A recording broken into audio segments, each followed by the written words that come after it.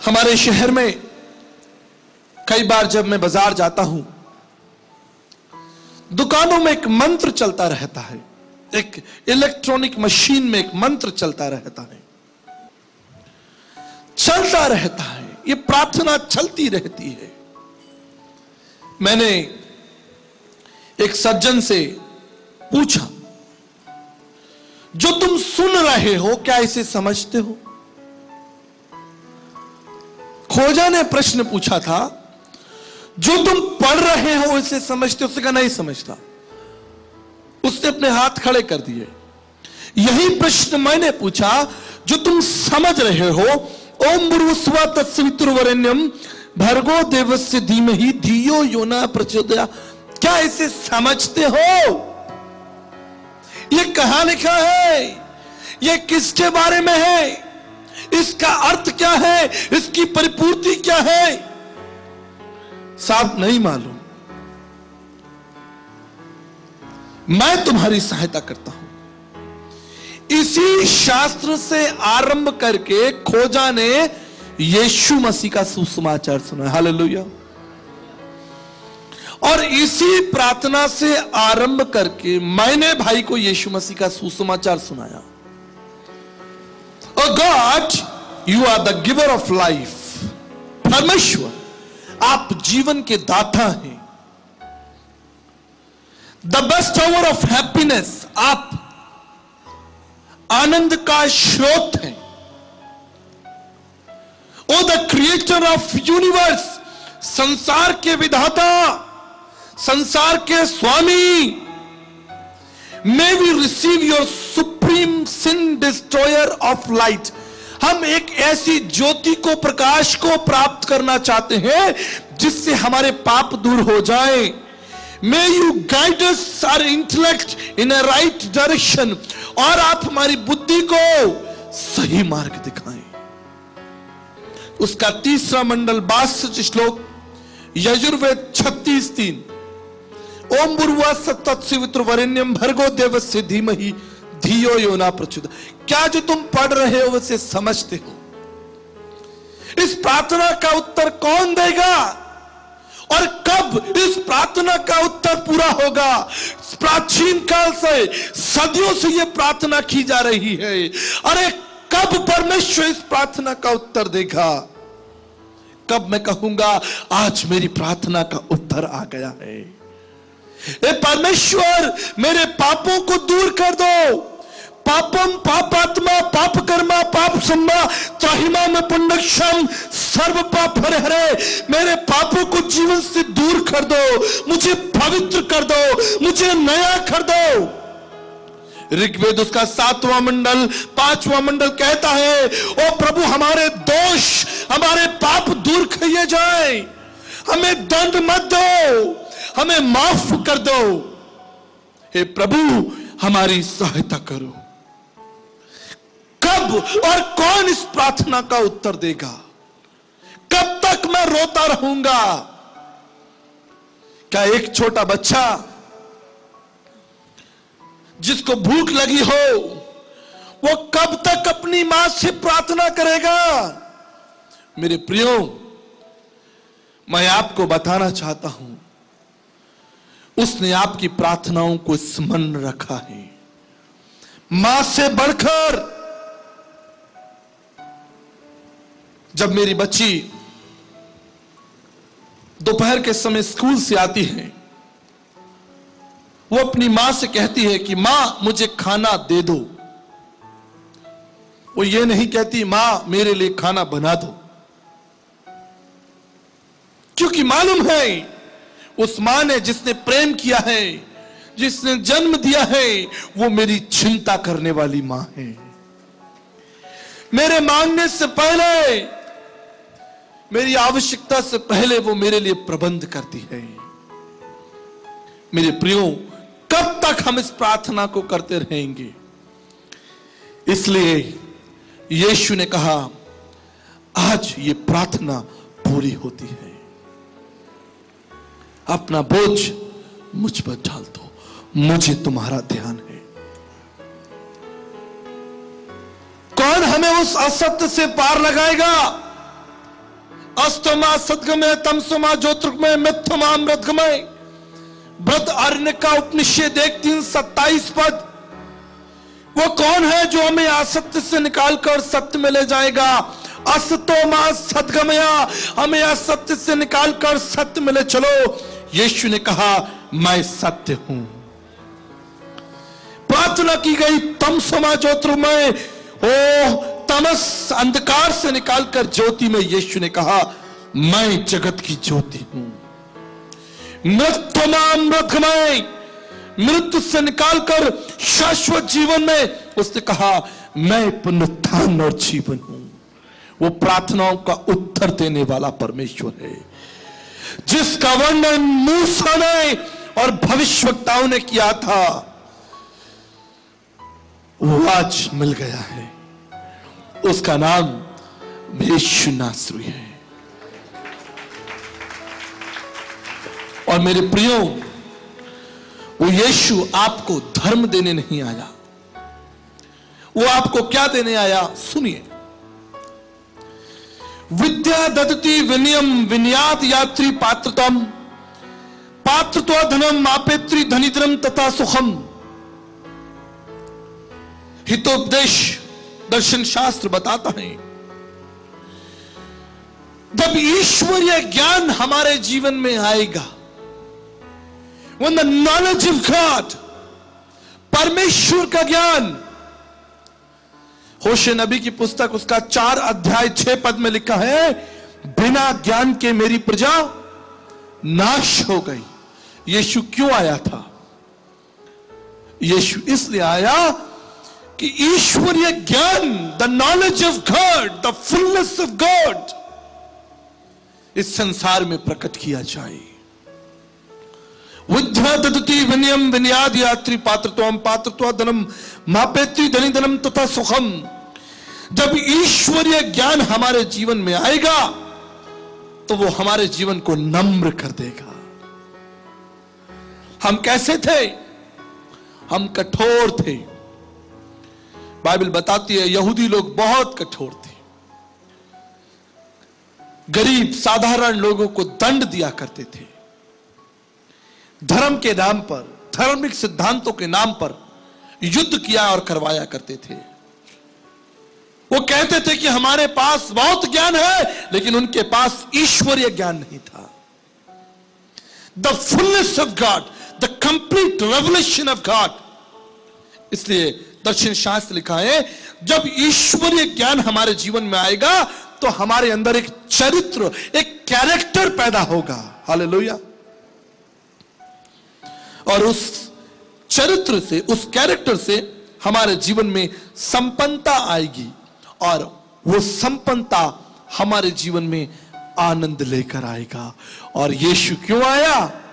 उसने कहा मैं इसलिए आया हूं कि तुम बहुतायत का जीवन पाओ, संपन्नता का जीवन, परिपूर्णता का जीवन और आनंद का जीवन। हालेलुया। वो हमारी प्रार्थनाओं का उत्तर देने आया। वो हमें एक और नया धर्म देने नहीं आया। कल मैं आपको बता रहा था, धर्म की व्याख्या, कितनी सुंदर व्याख्या आदरणीय कबीरदास जी ने की है। संत कबीरदास जी कहते हैं, प्रेम धर्म का मूल है, पाप मूल अभिमान। मनुष्यों का धर्म नहीं, हाथ से बनाया हुआ धर्म नहीं। धर्म शब्द का मतलब है धारण करना। जब एक स्त्री और एक पुरुष विवाह सूत्र में बनते हैं, वो एक दूसरे के प्रति एक उदाहरण, एक उत्तरदायित्व उनके जीवन में होता है। एक पति धर्म होता है, कर्तव्य होता है, जिम्मेदारी होती है। जब मैं एक पिता के रूप में हुआ, मेरी बेटी हुई, जैसे ही वो इस संसार में आई, पिता का एक धर्म, आप समझ रहे हैं, मेरे कांधों पर आ गया। जिम्मेदारियां मेरे कांधों पर आ गई। पिता का धर्म मुझे निभाना है। संसार का धर्म नहीं, झूठी शिक्षा और निकम्मी रीतियां वो धर्म नहीं है। प्रेम धर्म का मूल है और पाप मूल अभिमान। जहां दया वहां धर्म है और जहां क्षमा वहां आप। परमेश्वर वहां है जहां प्रेम है, परमेश्वर वहां है जहां क्षमा है। और मेरे प्रियो, प्रेम और क्षमा का समीकरण सिर्फ और सिर्फ ये क्रूस महायज्ञ है। इस क्रूस के नीचे हम क्षमा किए गए, इस क्रूस के नीचे हम प्यार किए गए। हालेलुया। लेकिन समस्या अभी भी है। वो अपने घर आया और अपनों ने उसे नहीं पहचाना, लेकिन जितनों ने पहचाना उनको परमेश्वर की संतान होने का अधिकार मिल गया। परमेश्वर की संतान। आपको इस बात को गहराई से समझना है, परमेश्वर आपसे कितना प्रेम करता है। उसने अपने परिचय को छिपाया नहीं, संपूर्ण मानव जाति को अपना परिचय दे दिया। एक मनुष्य के रूप में वो हमारे बीच में चला आया। उसने हमारा बोझ उठाया, उसने हमसे प्यार किया। और वो परमेश्वर अचानक नहीं आया। पवित्र शास्त्र बाइबल का पुराना नियम, पवित्र शास्त्र बाइबल का पुराना नियम 44 बार 44 टाइम्स उस यीशु मसीह के देह धारण करने की पुष्टि करता है। यद्यपि समस्त पुराने नियम में यीशु मसीह को विभिन्न विभिन्न जगहों पर हम देख सकते हैं। जब अदन की वाटिका में वो पेड़ लगाया गया जो जीवन का पेड़ था, वो यीशु मसीह था।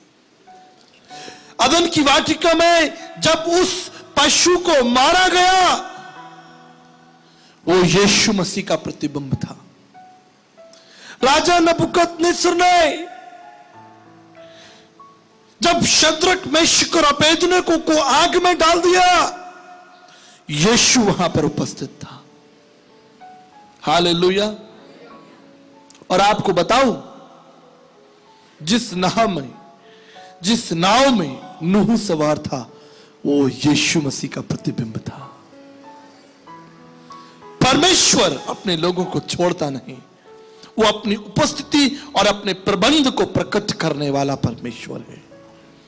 फिर भी 44 बार 44 टाइम्स वो कहां पैदा होगा, उसकी मृत्यु कहां होगी इत्यादि, वो कैसे पकड़वाया गया, उसको कैसे दुख दिया जाएगा। 44 time messianic prophecies are mentioned in Old testament.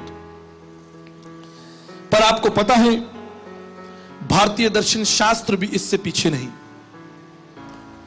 37 times 37 बार उस परमेश्वर के देह धारण को, जो इस शरीर के रूप में प्रकट होगा, भारतीय दर्शन प्रकट करता है। शस्त्र नामावली शास्त्र वो लिखा है, श्री कत्र सुताय नमा, उसका जन्म कन्या से होगा। श्री पंचम नमा, उसके शरीर पर घाव होंगे। श्री विदुषाय नमा, वो अपने शरीर को दूसरों के लिए दे देगा। प्रजापति यगा यज्ञा यज्ञसम तद्रक्त्रम परमात्मम पुण्यदान बल्यागनम सर्व पाप परिहरो रक्त प्रक्षणम आवश्यम। समस्त मानव जाति के पाप का बलिदान बनेगा वो पशु यज्ञम, वो एक पशु के समान जो जगत के पापों को उठा लेगा। देखो, ये परमेश्वर का मेमना है जो जगत के पापों को उठा कर जाता है। कैसे जानेंगे, कैसे जानेंगे वो क्या करेगा? दर्शन शास्त्र हमें बताता है, पापनुदम, वो पापों को क्षमा करेगा, पापी को दंड नहीं देगा। मेरे एक मित्र जो यीशु मसीह से सहमत नहीं थे, बोले मैं यीशु मसीह से सहमत नहीं हूं। यीशु मसीह कहता है अपने शत्रुओं को क्षमा कर दो। आचार्य जी कैसे संभव है? क्या यह संभव है कि मैं अपने शत्रुओं को क्षमा कर दूं? यह यीशु मसीह ने गलत सिखा दिया। मेरे बहुत से शत्रु हैं जिन्होंने मेरे साथ बड़ी बड़ी बुराइयां की हैं, बड़े बड़े धोखे किए हैं, बड़े बड़े अपराध किए हैं। मैं कैसे भूल जाऊं? कैसे क्षमा कर दूं? अरे मैंने तो उनका नाम अपनी डायरी में लिखा है, और उन्होंने क्या किया है यह भी लिखा है, कब किया है यह भी लिखा है। मेरी यह डायरी बताती है। मैंने कहा प्रभु मैं क्या जवाब दूं? प्रभु मुझसे कहते हैं इससे कहे ऐसी ही एक डायरी इसके पड़ोसी के पास में, और उसमें इसका नाम लिखा है। मेरे प्रियो, आंख के बदले आंख और दांत के बदले दांत, कैसा लगेगा यह संसार? कल्पना कीजिए, कल सवेरे आप जा रहे हैं, पता चला एक कान कटा। क्या हुआ भाई? पड़ोसी ने काट दिया। पड़ोसी निकला, तुम्हारा दांत कैसे टूटा? अरे यार मैंने उसका कान काट दिया, उसने मेरा दांत तोड़ दिया। कैसा लगेगा ये संसार? कल्पना कीजिए।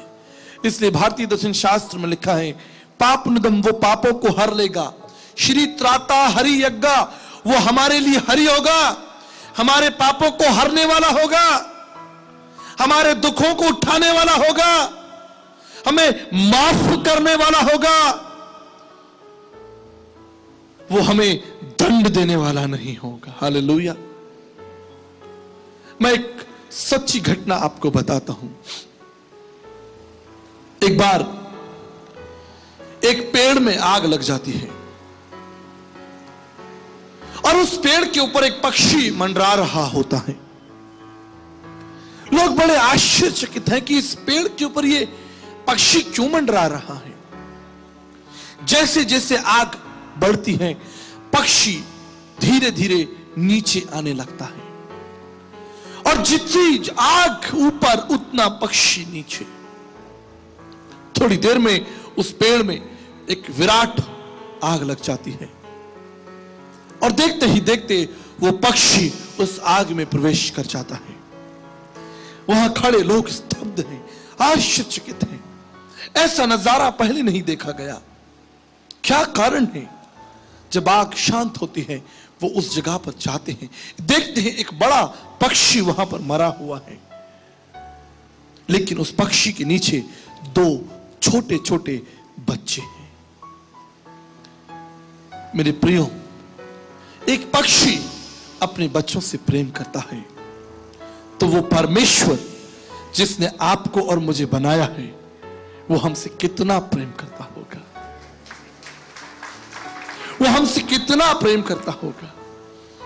क्रूस एक महान प्रेम कथा है, जहां परमेश्वर हमसे प्रेम करता है। ये क्रूस उसका सिंहासन है, जहां से उसने मनुष्यों को देखा। उसने उस ऊंचाई से बढ़कर मनुष्य के उन अपराधों को देखा और उन्हें क्षमा कर दिया। तरस से भर गया, दया से भर गया। उसका प्रेम कितना सरल था। उसने अपने अपराधियों को क्षमा कर दिया। उसने अपने अपराधियों के ऊपर भाला नहीं उठाया, अपने अपराधियों के ऊपर गदा नहीं उठाई, तलवार नहीं चलाई, भाला नहीं चलाया, लेकिन उसने अपने अपराधियों को क्षमा कर दिया। और वही हमें सिखाया कि हम अपने अपराधियों को क्षमा कर दें, क्योंकि जो वो सोचता है, कहता है, वो करता है। उसने प्रेम करना सिखाया और प्रेम करके दिखाया। एक बड़ी सुंदर घटना, सच्ची घटना मुझे याद आती है। 1996 के ओलंपिक में डेरिक रेडमॉन्ड नाम का एक धावक, एक व्यक्ति दौड़ने के लिए तैयार था। उसने उस ओलंपिक के लिए बहुत मेहनत की थी। वो समय आया जब सारे धावक ट्रैक पर खड़े थे। हजारों लोगों की तालियों के मध्य वो दौड़ आरंभ की गई। डेरिक सबसे अच्छा दौड़ रहा था, वो सबसे आगे था। अचानक डेरिक जमीन पर गिर पड़ा। उसके पैर में चोट लग गई, उसकी हड्डी टूट गई। वो तालियां रुक गई, वो गड़गड़ाहट शांति में बदल गया और लोग आपस में बात करने लगे, अरे देखो डेरिक रेडमॉन्ड गिर गया है, तुम्हें क्या लगता है वो उठ पाएगा? डेरिक ने उठकर दौड़ने का प्रयास किया, वो फिर गिर गया। उसने फिर प्रयास किया, वो फिर गिर गया। लोगों ने कहा, अरे वो दौड़ हार जाएगा। तुम्हें क्या लगता है उसको दौड़ना चाहिए? लगता है उसकी हड्डी टूट गई है। नहीं नहीं, मुझे लगता है उसके पैर में मोच आई है। लोग बात कर रहे थे। अचानक एक व्यक्ति डेरिक रेडमॉन्ड की तरफ दौड़ा। वो मैदान पर गया, उसने डेरिक को उठाया और कहा, मेरे बेटे मत डर, मैं आ गया हूं। डेरिक रो रहा था, उसकी आंखों में आंसू थे। उसने अपने पिता से कहा, पिता, मैंने इस दिन के लिए कितना प्रयास किया था और आप भी तो मेरे साथ थे। मैंने कितनी मेहनत की थी, सब कुछ गिर गया, सब टूट गया। वो दोनों रो रहे थे। डेरिक ने अपने पिता से कहा, मेरे पिता, यद्यपि मैं ये दौड़ हार गया हूं, लेकिन मैं इस दौड़ को पूरा करना चाहता हूं। डेरिक के पिता ने डेरिक को सहारा दिया और धीरे धीरे, बहुत धीरे धीरे उसकी इस दौड़ को पूरा करा दिया। 63,000 लोगों ने खड़े होकर डेरिक के लिए तालियां बजाई। मेरे प्रियो, मैं आपको बताना चाहता हूं, जब संपूर्ण मानव जाति पाप के दलदल में गिर गई थी, धर्म के झूठे सिद्धांत और झूठे संत सन्यासी जो सिर्फ सलाह दे सकते हैं, केवल सलाह दे सकते हैं, ज्ञान दे सकते हैं, उस परमेश्वर ने स्वर्ग के सिंहासन को छोड़ा और मनुष्य के पास आ गया, उसे सहारा दिया और जिस दौड़ को हम हार गए थे, उस दौड़ को उसने सहारा देकर पूरा करा दिया। प्रिय दर्शकों, हम अपना सत्संग समाप्त नहीं करना चाहते आपको बिना ये अवसर दिए कि यीशु मसीह को अपने जीवन और अपने परिवार का उद्धारकर्ता प्रभु ग्रहण करें। मेरे साथ इस छोटी सी प्रार्थना को दोहराएं। प्रभु यीशु, मैं आपके महान प्रेम और बलिदान के लिए आपका धन्यवाद करता हूं। अपनी प्रतिज्ञा के अनुसार मेरे जीवन में आए, मेरी सहायता करें और मुझे अपने पुत्र और पुत्री होने का अधिकार दें। इस प्रार्थना को मैं प्रभु यीशु मसीह के नाम से मांगता हूं, आमीन। प्रिय दर्शकों, हम धन्यवाद देना चाहते हैं इस समय जब आप यीशु सत्संग कार्यक्रम को टीवी पर देख रहे हैं। भाई अजीत और उनकी पत्नी दिदिप्या ने इस कार्यक्रम को आप तक पहुंचने में हमारी आर्थिक सहायता की है। हम परमेश्वर का धन्यवाद करना चाहते हैं। भाई अजीत और सिस्टर दिदिप्या को प्रभु ने जो आशीषें दी हैं, उन आशीषों के लिए हम प्रभु का धन्यवाद करते हैं। प्रभु ने अब तक संभाला है और हमारा विश्वास है कि वो परमेश्वर जिसने अब तक संभाला है, वो हमारे भविष्य को भी संभालेगा। साथ ही प्रार्थना करते हैं कि उनके परिवार पर प्रभु का अनुग्रह बना रहे, उनके आने जाने पर, उनके काम पर, सब बातों पर प्रभु की सहायता, प्रभु का समाधान बना रहे और ये परिवार प्रभु में उन्नति करे। साथ ही हम प्रार्थना करना चाहते हैं हमारे तमाम दर्शकों के लिए जो इस टीवी पर कार्यक्रम को देख रहे हैं। अगर आप निराश हैं, दुखी हैं, परेशान हैं, आपके जीवन में कोई उतार चढ़ाव है, प्रभु का वचन कहता है, सब परिश्रम करने वालों मेरे पास आओ, मैं तुमको विश्राम दूंगा। प्रभु हमारा बल, हमारा दृढ़ गण है। अगर हम विश्वास के साथ उसके पास आए, वो निश्चित हमारी सहायता करेगा। साथ ही हम अपने देश के लिए प्रार्थना करना चाहते हैं कि हमारे देश पर प्रभु का अनुग्रह हो और ये देश उन्नति करे। आइए इन तमाम बातों को हम प्रभु के चरणों में रखें। प्रभु यीशु, मैं आपका धन्यवाद करना चाहता हूं भाई अजीत और सिस्टर दिव्या के लिए पिता। उन्होंने इस कार्यक्रम को आर्थिक सहायता प्रदान की ताकि ये कार्यक्रम पूरे देश में ब्रॉडकास्ट किया जाए। हम धन्यवाद करते हैं उनके सुंदर जीवन के लिए कि अब तक आपने उन्हें संभाला, बहुत सी आशीष थी और आप वो परमेश्वर है जो